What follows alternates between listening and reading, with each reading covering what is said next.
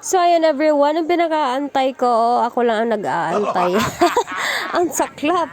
Ang atsara ng bayan, yan po yung papaya na kinuha ko po sa aming gilid-gilid. So, ayan, na isa katuparan ko ng aking plano sa papaya. So, ginawa ko po siyang atsara everyone. Ayan na nga yung ating mga rekado. Sa nakikita ninyo, napakasimple lamang. At yung syempre, papaya natin, major ingredients ng ating ginawa na atsara. Buti na nga lang guys, at merong isa na hinog o balangan. Yung hinog siya pero hindi siya yung malambot, yung matigas pa rin na hinog. So balangan ang tawag sa amin dun.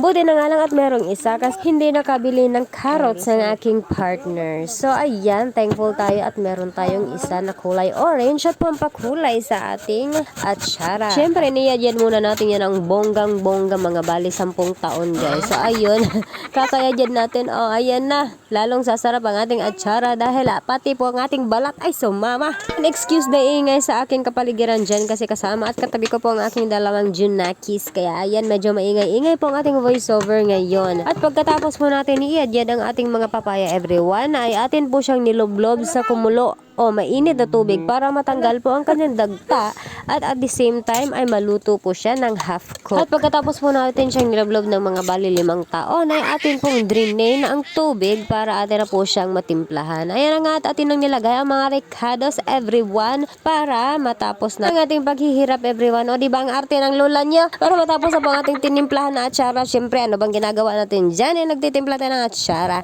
Ayan na nga everyone. Nakita niya, tapos na ang ating atsara. At nasampulan nga natin yan kagabi kahit ayaw namin ng fried. E di nagprito na lang din ako ng isda para ma-partner natin sa ating atsara. Kahit hindi pa siya malamig at mainit-init pa. Diba ganyan tayo hamal guys. At ayun pa, kinaumagahan ay pinabaon ko rin sa aking mga chikiting. So, diba partner sa kanilang fish nuggets.